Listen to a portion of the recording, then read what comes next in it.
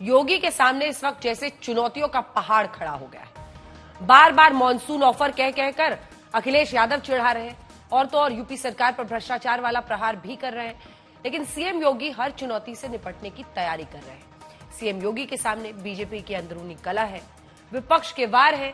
UP में police भर्ती के लिए फिर से होने जा रही परीक्षा भी एक बड़ी चुनौती है, क्योंकि जिस तरह से विपक्ष ने पेपर लीक पर केंद्र सरकार को घेरा है, ऐसे में यूपी पुलिस भर्ती की परीक्षा में फिर से पेपर लीक ना हो, इसमें यूपी सरकार की भी परीक्षा है। सीएम योगी ने कह दिया है नकल माफियाओं के लिए बुलडोजर तैयार है। देखिए स्पेशल रिपोर्ट।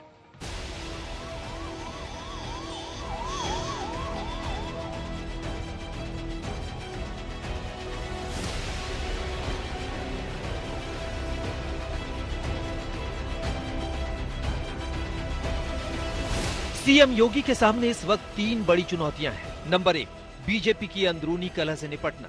नंबर 2, विपक्ष के आरोपों से निपटना। नंबर 3, यूपी पुलिस भर्ती परीक्षा को सही ढंग से कराना। बीजेपी की अंदरूनी कलह की खबरों के बीच सीएम योगी दिल्ली आए हैं और हो सकता है कि केंद्रीय नेतृत्व इस पर बड़ा फैसला ले ले, क्योंकि सीएम योगी के लिए चुनौती नंबर 2 बनकर अखिलेश यादव खड़े, जो यूपी सरकार में भ्रष्टाचार के सनसनीखेज आरोप लगा रहे हैं और अखिलेश इस आरोप के लिए यूपी बीजेपी के नेताओं को आधार बना रहे हैं। तहसील और थाने का ऐसा भ्रष्टाचार न सोच सकते थे, न देख सकते थे, वो अकल्पनीय है। उनके ही अपने नेता ये कह रहे हैं कि उन्होंने जीवन काल में, उन्होंने अपने पूरे राजनीतिक जीवन काल में ऐसा भ्रष्टाचार नहीं देखा होगा जो इस सरकार में चल रहा है। पुलिस को पकड़ रही है। हमने और आपने कई बार सोशल मीडिया पे वो वीडियोस देखे हैं जहां पर पुलिस रेट तय कर रही थी कि टांग पे गोली मारी जाएगी तो इतना पैसा देना पड़ेगा। कानपुर में जो दंगा हुआ था, मैं आपके सामने कह रहा हूं, कभी न कभी जांच होगी, उसकी दोबारा जांच होगी। वहां पर पुलिस ने जिस तरीके से पैसा वसूला है लोगों पर और खासकर मुसलमान भाइयों से पैसा लिया। और अब बात सीएम योगी की चुनौती नंबर 3 की, क्योंकि उत्तर प्रदेश में एक बार फिर पुलिस भर्ती परीक्षा की तारीखें आ गई है। 60,244 कांस्टेबल पदों के लिए फिर से परीक्षा होने जा रही है। ऐसे में सीएम योगी आदित्यनाथ के सामने चुनौती है पेपर लीक रोकने की। सीएम योगी के सामने चुनौती है नकल माफियाओं पर सख्त लगाम लगाने की। सीएम योगी के सामने चुनौती है युवाओं के भविष्य के साथ होने वाले खिलवाड़ को रोकने की। भारतीय जनता पार्टी की सरकार में जिस तरीके से पेपर लीक के बाद पेपर लीक हुए, अब अगर किसी नई प्रणाली से इस पेपर को कराया जा रहा है तो समाजवादी पार्टी समझती कि सुरक्षित तरह से पेपर हो, पेपर लीक ना हो, पारदर्शी तरीके से पेपर हो, नौजवानों को रोजगार मिले, नौकरी मिले, और उसके लिए अगर सरकार कोई प्रबंध कर रही है तो उचित है, लेकिन जो भी परीक्षा हो वो पूरी पारदर्शी से तरीके से होनी चाहिए। आपको बता दें कि यूपी पुलिस भर्ती का 17 और 18 फरवरी 2024 को पेपर लीक हो चुका है और 24 मार्च 2024 को यूपी पुलिस सिपाही भर्ती रद्द कर दी गई। अब एक बार फिर यूपी में इन भर्तियों के लिए परीक्षा आयोजित की जा रही है। यूपी में 23, 24, 25, 30, 31 अगस्त को फिर से होगी परीक्षा। इस परीक्षा में करीब 48 लाख अभ्यर्थी शामिल होंगे। इस बार 5 चरणों में होने जा रही पुलिस कांस्टेबल भर्ती परीक्षा। विपक्ष यही कहता रहा है कि क्या गारंटी है कि अब की बार पेपर लीक नहीं होगा, लेकिन सीएम योगी कह रहे हैं अब की बार अगर पेपर लीक हुआ और नकल माफियाओं ने नकल कराने की हिम्मत की तो वो न घर के रहेंगे न घाट के रहेंगे। क्योंकि हम लोग तकनीक का उपयोग करते हैं तो हम लोगों के समान ही वे तत्व भी तकनीक का उपयोग करने लगते हैं। कभी कभी मैं सोचता हूं कि अगर वे लोग भी अगर सकारात्मक सोच रखते तो संभवतः गलत काम नहीं करते, अच्छी दिशा में आगे बढ़ते, खुशहाल का जीवन व्यतीत करते। लेकिन अब वे न घर के रहेंगे न घाट के रहेंगे,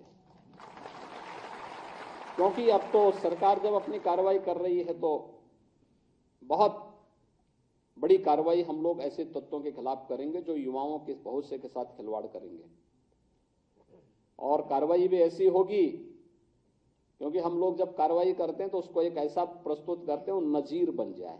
तो क्या सीएम योगी अब अगस्त में होने वाली पुलिस भर्ती परीक्षा को नकल प्रूफ बनाने के लिए बुलडोजर मॉडल भी अपनाने के लिए तैयार हैं?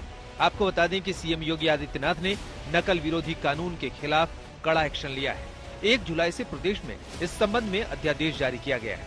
इसी कानून के दायरे में अब सिपाही भर्ती परीक्षा को पूरा कराया जाएगा।